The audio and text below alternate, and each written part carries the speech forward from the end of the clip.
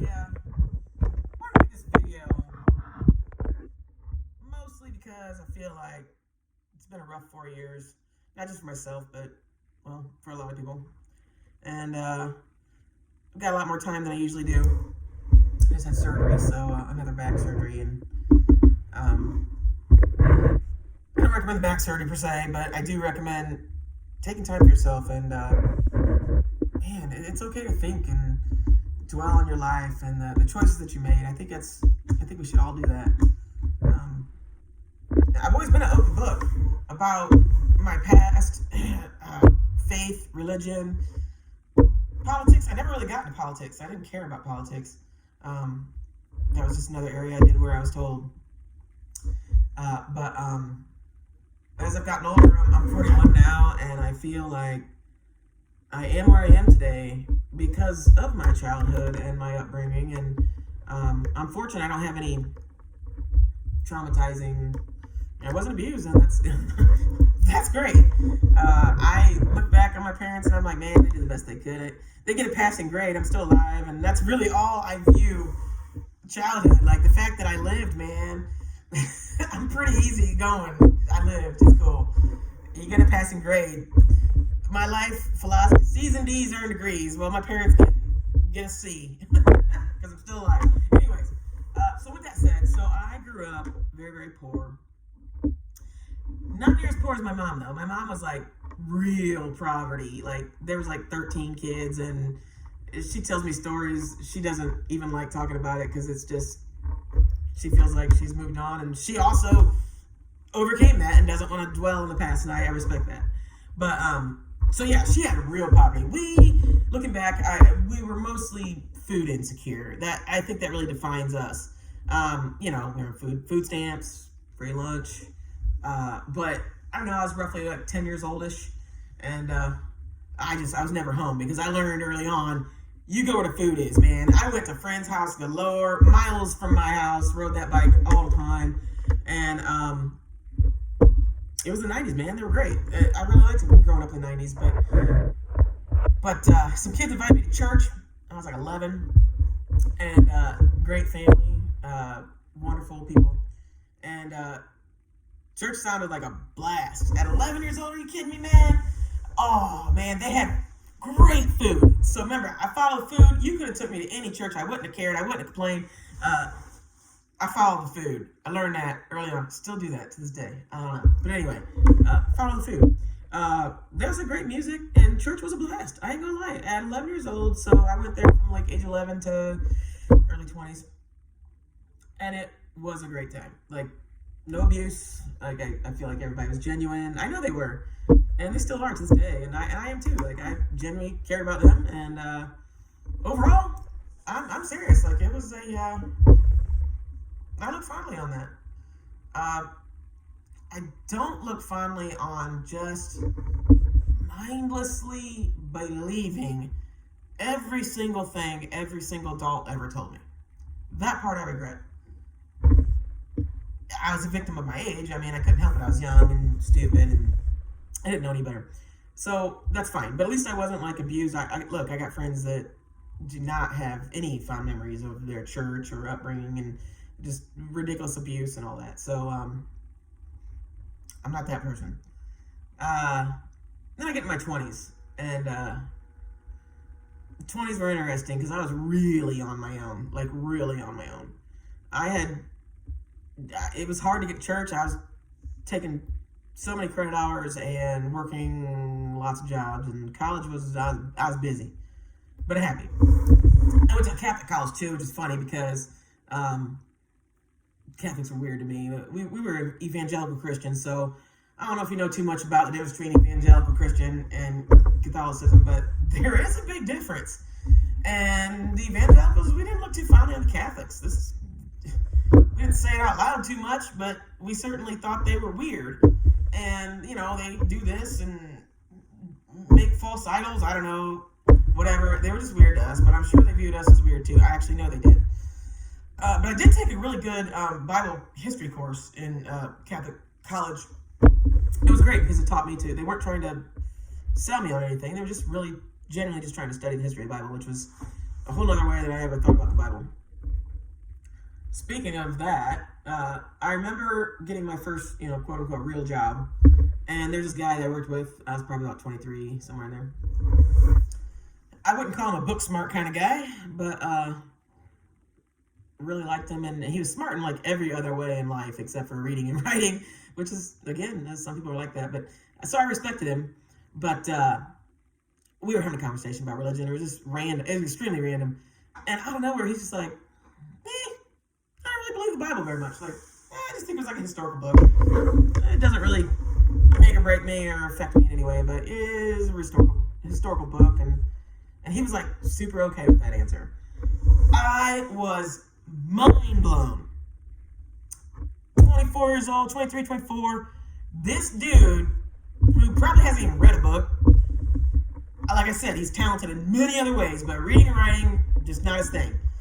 And so I'm like, well, he's never read the book, but yeah, he's super thrilled with not believing in it. Me, I have like read and studied this book my whole damn life, I feel like, and worshipped it and idolized it. And this guy's just like, it's just a book written by men back into history. Holy shit. Like, I couldn't believe it. And he was okay with it. And he's just living a great life and he's fine with that. It blew my mind. Then I later get into so that was like my first moment of questioning. Questioning is what, in my 20s, is what really started everything. Because I didn't ask any questions before that. And now I feel I want to know. I want to learn. College did inspire me to want to learn and enjoy. I find comfort in knowledge these days, whereas back then I found comfort in, I don't know, fairy tales or whatever someone told me. That's what you're supposed to do. So yeah, my first real experience with I don't even know if he believed in God. It doesn't really matter. He was a non-believer to me because he didn't believe in the Bible, the one true holy book in my 24-year-old life. Then shortly after that, another, I call it a questioning moment. Definitely a moment that I clearly remember was at a funeral for a deceased elderly lady that I really respected her. I liked her a lot. And I won't go into too much detail about that, but the gist of it is, let's just say she outlived a lot of people in her family, so she had like 2 deceased husbands and, miscarriages, and it's just a great life. But someone got up and talked about how she's doing in heaven right now, and I know they meant well, and I've been to funerals where that stuff's said all the time to bring comfort, and I'm all for comfort. And there was a time when religion brought me comfort, and but this was not one of those moments. So I'm sitting there in the pew as they're talking wonderfully about this lady, and she was wonderful, and but they're bringing up her most recent husband, who's, again, they're both deceased before her. And then I'm like, wait a minute, what's her first husband thinking? Who the heck is this guy? And then like the deceased babies, it's like, do you gotta change a diaper in heaven or something? Like, I'm not a baby person, so the thought of a baby in heaven is anything but heaven for me. Like, seriously, that's terrifying. I'm not trying to be funny. I walked out of that funeral with more questions about heaven and hell that did not bring me any bit of comfort at all. I just kept thinking about, if you have like a you break your leg and you have your leg amputated, do you get your leg back in heaven? If you can't walk in life right now, do you suddenly walk when you're in heaven? Or if you die as a embryo, you're just a fetus, like, and you die, like, are you even like, do you see what I'm saying? I can't even talk about it. It's so many questions about heaven and hell, and a real question about hell too that I asked at that time. I don't think anybody, gnashing of teeth for all of eternity. That's the phrase we constantly use. Hell is gnashing of teeth. for all eternity. I can't think of anybody that deserves that much torture for all eternity. Like I can't even, like Hitler. Still torture for all eternity. It doesn't even fathom the thought of that is just it's just stupid. Like I can't even do that. It just really reiterated to me that we get one life. We get this one life right now, and my goal is to live it the best I can. So at that time too, I also had a boyfriend at the time that I was pretty in love with, and we thought about marriage. We talked about marriage. When I first met him, so again, this is in my 20s, and I'm kind of in limbo really at this time, and he was Catholic, like the type of Catholic that like go twice a year, leave the Bible for the professionals, and do some genuflexes or whatever the heck they call them, and you're good, just say a couple of Hail Marys, and that's religion to him, and it is to a lot of Catholics that I met, and that's fine, but he really put some pressure on me. It really bugged him, a lot more to bug me. I was actually okay with being in kind of a limbo time. I mean, I really wanted that. I wanted that, the husband, I wanted the white picket fence, I wanted kids. I really wanted that dream that what the church told me was the quintessential American lifestyle that you should want. As a female, you should want, a man and kids, and that's just what you do. And my life just wasn't following that path, although this was my closest opportunity to that. So I took it real serious, and when we first started dating, he asked me if I believe in God, and the truth was I did. I definitely believe in God. I was not lying to him. I really meant it. But I also told him I'm in kind of like a limbo. Like I look, man, I just kind of taking a break from religion right now. That's really all it was. I was also working third shift, and it's hard to get to church. So it wasn't anything intentional to be mean to. Like I said, I don't harbor any ill feelings towards religion or any church or anything. It just serves no purpose in my life now. But I realize that now. So, I don't know, 6 months in, he asked me again if I believe in religion, or what am I? If we have kids, I was like, look, if we have kids, you're more than welcome to take them to Catholic Church. I won't stop you. I personally am not going to, but I promote whatever not a problem with me. That wasn't good enough for him. But, so what it did, though, is it led me, that was the moment where I started researching. I started truly, it was like 2009, so I couldn't just go stream stuff like I do now, but I bought books, videos, you name it. I put my heart into studying my own faith. And the first book I read was by Dan Barker. It's called Godless. Probably like the thickest book I've ever read. I swear, I hate reading. But I cried through the whole thing. Dan Barker is great guy, if you know anything, if you've ever heard of him. He started the Freedom for Religion Foundation. He used to be a pastor, very talented pastor too, and even a musician as well. And anyways, his story, it resonated with me. The type of religion that he came from, and I just relate to his story a lot, and I cried through that whole book. There's some other great pieces that I came across, some great quotes and some great things that really sparked me to keep. It was just amazing knowledge at that time. I highly encourage you to seek your own answers. That was amazing. One of my favorite quotes was Matt Dillahunty. He was asked, well, if you don't believe in God, and he's a pretty popular atheist speaker, I forget the name of his website, but anyways, he's pretty common. He was asked, well, if you don't believe in God, then what's going to stop you from, just going crazy and committing all the murders and rapes that you want to? What's going to stop you from doing that? And I love his answer. He was like, truth is, I do commit all the rapes and murders that I want to all the time. All of them. All the rapes and murders. Commit them all. Because the amount of murders that I want to commit and the amount of rapes that I want to commit is zero. I mean, you want to commit rapes and murders? What's wrong with you? I know there's people out there that want to commit rapes and murders, but I'm not one of them. And I have zero desire to harm anyone or my fellow man. Like, if anything, I want to be at peace more than ever with my fellow man. Like, I have no desire to change anybody's thoughts. I just want to be at peace with myself. And oddly enough, leaving religion is where I found comfort. Leaving religion and turning towards fact-based, not faith-based. I used to think that term, faith is a virtue, was like the ultimate, like, faith is a virtue. It's great. Just have faith and it'll happen.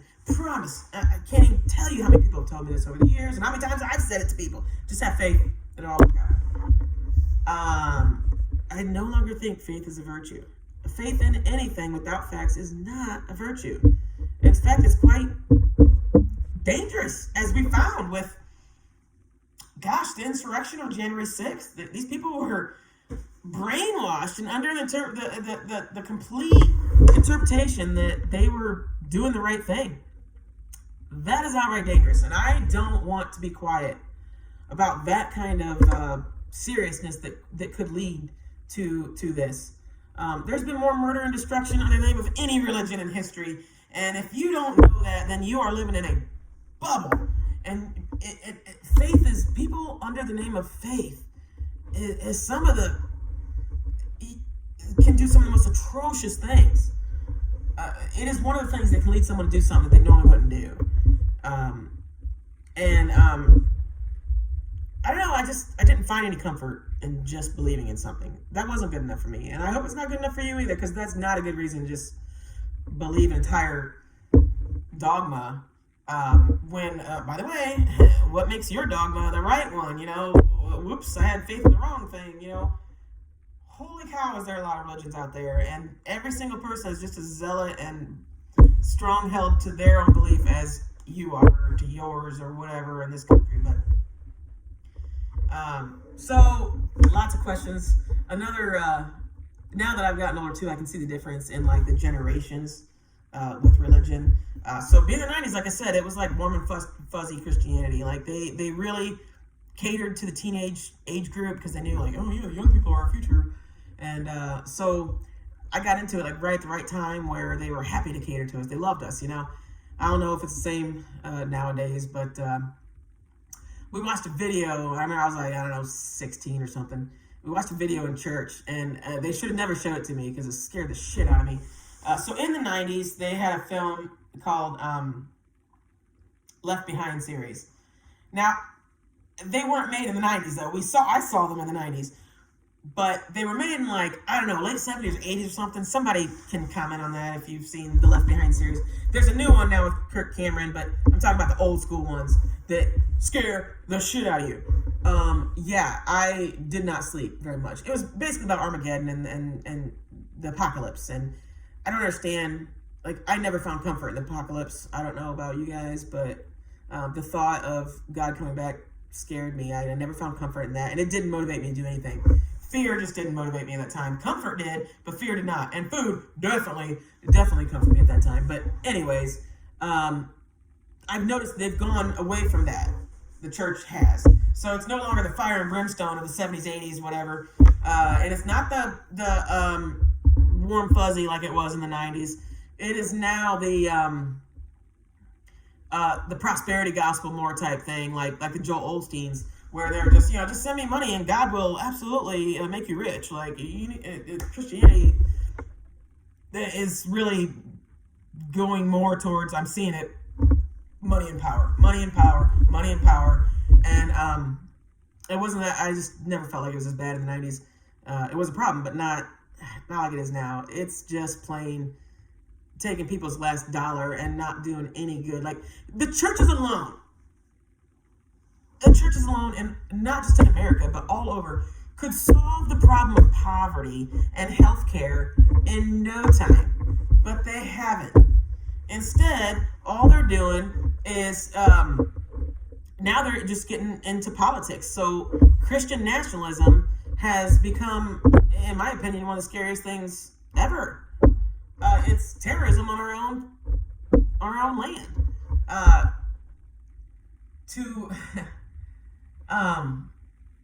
I mean, since when would Jesus be American? Like, that's another thing. Like, that warm, fuzzy 90s, I swear. Jesus was white, first of all. I worship in white Jesus. I don't know about you. But I grew up, I was like one of the only white girls, like, pretty much, in a lot of my friend circles growing up where I grew up. And so I've been to churches where they had black Jesus. And in my friend's house, she put up black Santa and black Jesus. And I never thought anything of it. It didn't bother me or nothing. But I look back on that and I laugh because Jesus was white, man. That's how I felt. I don't know what you do with your black Jesus, but this is awful. Like, I never questioned that. Jesus was clearly dark skinned, something. And what's been really hard for me, and which is why I feel like I should speak out, is because we're not doing the Jesus that I was taught. Like I said, the feed the poor, help the sick. He cured people of leprosy and walked on, did miracles, and I don't know. The Jesus that I learned was nothing of the Jesus today, where it's just Trump is the new Jesus. People worship him. And if you disagree with me, fine. But hear me out. They, in their eyes, Trump can do no wrong. That is the definition of a theocracy, really, when you think about it. That's them worshiping Trump. And Trump is in no way, shape, or form anything like what Jesus was. And it was just so interesting watching them, like, defend this with just pure zero facts. Zero facts. We have gone from a country that, we were promoting science back in, basically, go back to the 90s again. We really wanted people to go to college. I was pressured to go to college. I feel like it was way oversold to me. But I'm not saying I would take any of my degrees away or regret any of them. But holy cow, is college overrated? Unless you're going to be a doctor or, great. Go to college. If you know what your path is, fantastic. But I didn't know what my path was. But I did enjoy learning, and here I am today making this video because I enjoyed learning so much, and I still do. But I feel like in my research, I have become so happy with questioning that is what comforts me. So I watched the last 4 years of Christianity, the scary part of it. The scary part, because there's scary parts to every religion. I'm not picking on Christianity. I'm picking on just, remember that term faith is a virtue. I highly disagree with that. I think, I'll never forget, I have a very good friend, and her mother and her have had the most awful time with religion growing up. Downright abusive, really abusive. And they are still estranged to this day. And there was an odd religion. I'm not going to name the religion, because again, I'm not picking on any one religion. I'm talking about religion as a whole and what it does to a society. And in this case, hers is a pretty odd one. Really, it's been called a lot. And she said to me, I have a lot of respect for my mom because faith is a virtue. Like, she says she admires how devoted her mom is to her faith. Like, she even said, I wish I could believe in something that wholeheartedly. Well, and that's great. Like, great. If that's what comforts you to get you through all the hell you've been through with your mom, it's fine. And I still feel that way. But I had to take I had to take that and think about it. And I would not take comfort in someone like my mother or anybody that's believing in dogma without any knowledge, any base of facts at all. That is horrible. And she's paid the price for it and still is. But that's how she sleeps at night, and I'm not knocking that. But I want to step back and think that this can't be healthy. Belief in anything without facts is not healthy for anyone. So that kind of leads me back to, well, is religion still inherently okay, knowing that it, and I think it is. overall, not the Christian nationalism stuff. I'm talking about just the comfort and peace that a lot of churches can provide and religions can provide, but it's not something that I have to have in my life. The age of internet is also, I have to give internet credit for allowing me to easily access knowledge. The age of it, there's no excuse not to know something now. Hell, I just bought a telescope for under $100 that I can look at freaking other planets with. I mean, come on, like, this is where technology is. Science is amazing, and I love it. One thing I'm okay with now that I wasn't okay with in the 90s when I was religious was that science, religious people say, well, religion doesn't have all the answers, but neither does science. Well, when I was religious, I just said, well, God did it. Don't have to explain nothing. It was easy. End of conversation. God did it. Or blame it on the devil. That was given too. That was easy to do. If you didn't like it, it was the devil's fault. So easy. Now I actually take responsibility for my own actions. And I've made good choices and bad choices over the years, but overall, I live with it. It was my choice, and I don't blame it on God. I don't blame it on the devil. I blame it on me. And that actually makes me think harder about things I do and decisions I do, and appreciate the people that I still love in my life and still love me. But most importantly, it leads me to question everything. But unfortunately, politics have become a big part of my life now because I feel the need to defend facts. It shouldn't be this way, but this is what it's come to.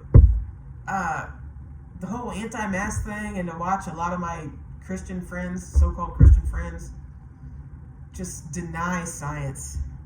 Just deny science, and their political views were the most selfish, mean, greedy politics that I've, in my opinion.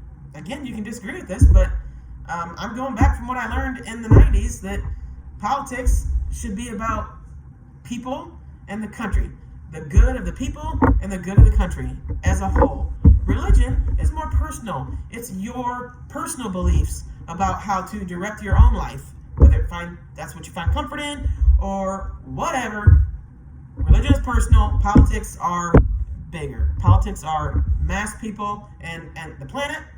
And which is another thing that pisses me off about religious people is they don't respect the planet because it's just money. They just want greed and power, money and power. And I just don't want to take anything for granted, whether it be the planet, my family, my friends. You only get one life. Make it good. Question everything. I suppose I should add, because a lot of people have questions, and I'm okay with that. But so I changed my sexuality at like age 32. Very, very unexpected. I never really thought of myself as born gay. I do believe that you can be born gay. I just personally wasn't, is how I feel. I was definitely attracted to boys growing up, without a doubt. All through my 20s, attracted to boys. Just kind of like tried it on a whim, and it worked. But here's the difference between me, my coming out gay, and my fallout from religion, and my upbringing. The three are, they're just not related. Sadly, I know, and I have to say that because I know a lot of people that were born gay and just struggled with mostly Christianity, but any faith, but let's face it, it was Christianity. Just horrible turmoil that they were, made to feel guilty. Never understood that. Like, why do we gotta make people feel bad all the time? To think that there's like this invisible sky daddy that watches you shower and all your personal moments in your life, and that did not bring me comfort. Sorry, but it just didn't. It just didn't. It still doesn't. That one was I never understood that one. That one bugged me for a while. So, someone asked me if I could just take out all churches, would I? And the answer is absolutely not. I think churches do great things in our society, but I think that we need to really rethink how we do all of our faith-based entities in America and all over the country, all over the world, because clearly in the last year it has really caused harm to this country. I mean, think about it. The people that denied science were in majority white evangelical Christians that have basically changed Christianity. If you are a Christian, you should be really upset by this, because they are really giving religion a bad name. I mean, this is nothing that we should be proud of. Jesus certainly wouldn't be proud of this. This is not anywhere where I can't even fathom how they justify the 500,000 people that died from COVID, and the fact that they could have been prevented if people would just been unselfish and stop my freedoms. I wear a mask. You're just controlling tyranny. And oh my gosh, I can't even fathom the amount of selfishness and that takes to have that stance, that you truly can't even put a piece of paper over your mouth to help fellow man. That blew my mind. Also in that time, I was volunteering in the COVID unit as like a nurse tech or whatever, and I got COVID, and I mean, it screwed me up. My taste and smell is still jacked up, so it affected me really, really at the core, and it humbled me, and it made me appreciate, again, my own life, and the fact that I still am alive, and I mean, multiple back surgeries or not, whether I ever go back to work again or not, I'm still comforted by the choices that I made in life, that I refuse to follow anything without facts or evidence, because that is not how I want to lead my life. I do not find comfort in whimsical little beliefs that just because of tradition, really? I want to progress. I want to move in this world. I want to do, if there's anything, because I don't want kids anymore.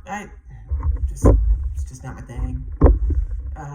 So I want to leave something on this planet that, maybe somebody remember me someday, hundreds of years from now. I doubt it, but that's all right, because I'm going to live the best life I'm going to live. And fortunately, I'm very happy, and I have made good decisions. I got out of the ghetto, and with the help of a lot of amazing people in my life that I hope they just know that I find comfort in facts, and I would never do anything that would hurt my fellow man, because I'm just the most peaceful person you'll ever meet. I want everybody else to be peaceful and loving and as I am, and unfortunately I'm not seeing that. I'm seeing politics tear up this country, and can't even tell you how many friendships I lost, but I do not want to be friends with someone that does not want to accept facts. As hard as it is, if you can't accept reality, or you don't even want to live in reality, or you want to push your views on me, you're against gay marriage, or oh my God, a gay baker won't bake a cake for a gay couple because of, oh God, I can't do it. I can't do that. I want to treat everybody just as I want to be treated. And I want this country to prosper. I just want the best for humanity. And I don't understand where that got out of control so bad, except in the last 4 years. So I beg of you, even if you don't agree with me, or you don't like me, or I said something that just absolutely pissed you off, so be it. You're not going to agree. Nobody's going to agree with me on everything, and I'm okay with that. But this is my own experience, and trust me when I tell you that I have researched this, and I have thought long, and not just one source. I have a library full of all types of religious dogma, all faiths. I think I have a copy of the Quran. I haven't read it, but the parts I have read, are written already better in the Bible. That's way clearer in the Bible, by the way. I mean, the Bible is like the easiest thing to like be like, okay, that was easy. It was just an old book written by a bunch of men that were like terrified of like everything, especially women and other races too. That gosh.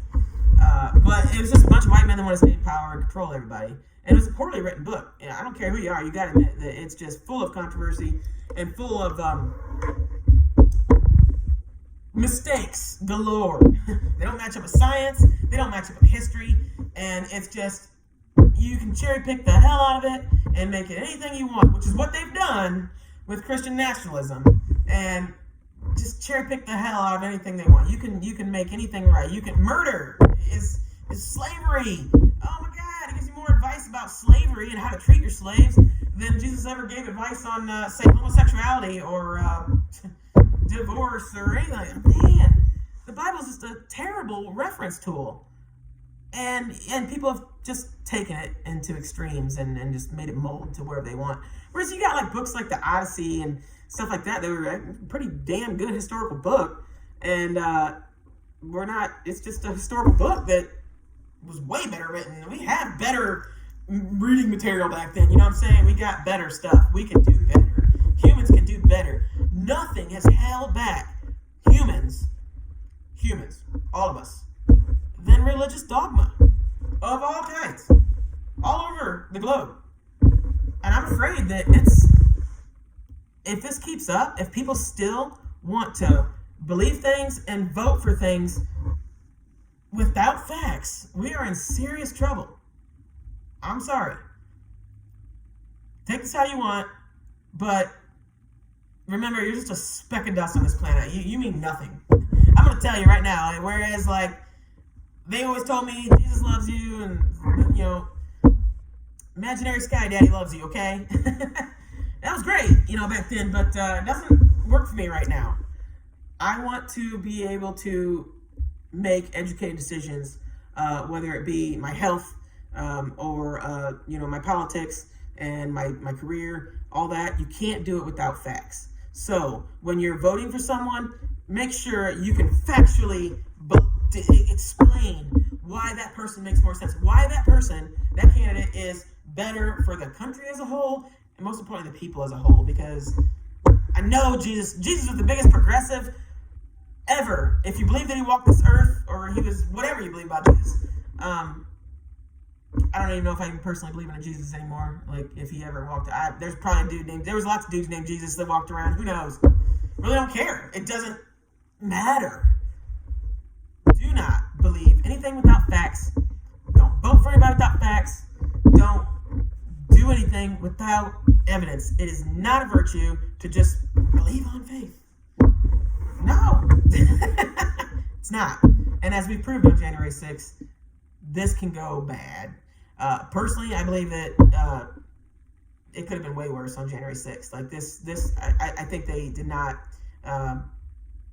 succeed in what the goal was, but they definitely got pretty far, and that's just a glimpse of how bad it can get if we keep this up of catering to people that just want this warm and fuzzy, you know, sky daddy. And no, I'm not going to cater to your beliefs that don't have any facts. I'm not going to be rude to you. Believe whatever you want. But when it comes down to it, politics and religion should never, ever be related. And that's all I've seen in the last 4 years. And it's embarrassing. Trump was just an embarrassment to this country. And these white nationalists, evangelical Christians, just worshiping at the altar of Trump is just embarrassing. I want nothing to do with that. I want good for these people. I know. I think I'm unique, though. I don't think everybody wants good. I just don't. We all are greedy. All of us are greedy and selfish. This is true. But I just don't think that everybody wants the same thing as I do sometimes, and that's okay. As long as we can separate church from state and stop this insane power grab that Christians think they're better than everybody and that they deserve more and want to squash everybody from LGBTQ rights to you name it. Healthcare, gosh, who the hell doesn't want to take care of their sick? What country have we become that we don't even want to take care of the sick? That's the least thing you do is take care of the weakest part of your society. I do not understand that. I do not understand the desire to be so rich that you can buy 10 yachts and 5 jets and think and not help a single person and not think that that's no. I'll tell you right now, I'll never get that rich, and here's why. Because I would have already given it away or done something charity-wise or something that I would never even have to get that rich. So, all right, take that with what you will. But with everything I said, my best advice, I got 2 things. I've already said one, and I'll say it over and over again, is to question everything. Demand evidence, without a doubt. I cannot be more clear. I think that's my mantra in life at this moment, is demand evidence. Faith is not a virtue. Facts are. Facts are amazing. And I hope the facts comfort you like they do me, good, bad, or otherwise, because it's all we got. And science doesn't explain everything. And I'm okay with saying that too. I'm okay with saying, I don't know. I never used to be okay with that. God did it. That's all you need to know. I'm not cool with just blaming God for the good and the devil for the bad. Because that's what I used to do. My last point, promise. And I really want you to know this.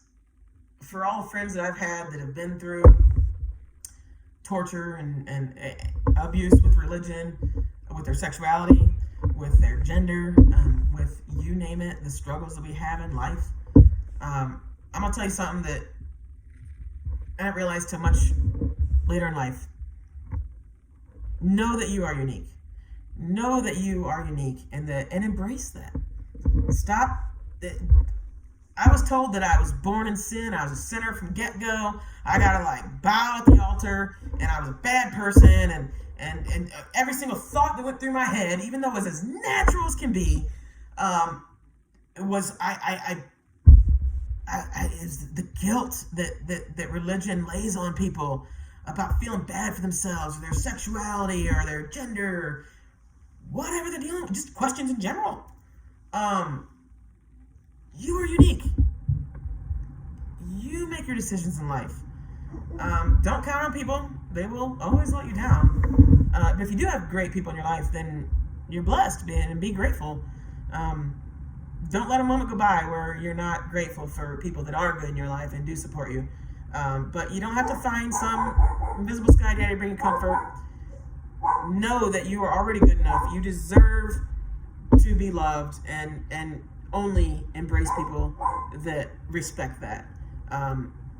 Thank you for making it this far. I know it was a long video, and I'm sure there'll be some backlash, but it's okay to disagree with me. I'm super okay with that.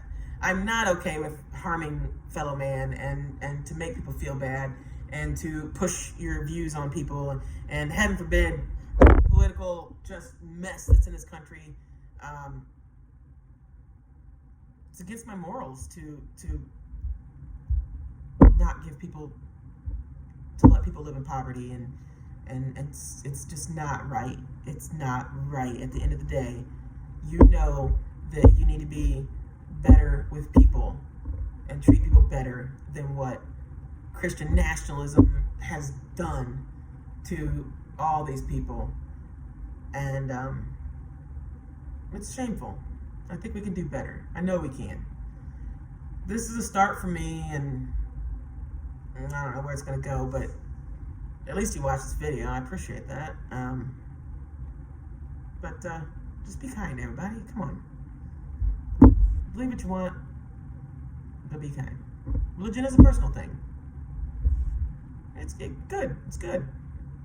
Good food. Good music, too. I did love the music. But, like I said, I'm thankful I grew up the way I did. Still alive. Got out of it. Made some great decisions. And overall, I'm happy with my choices. And I hope some people can come to realizations like that. Thanks for watching.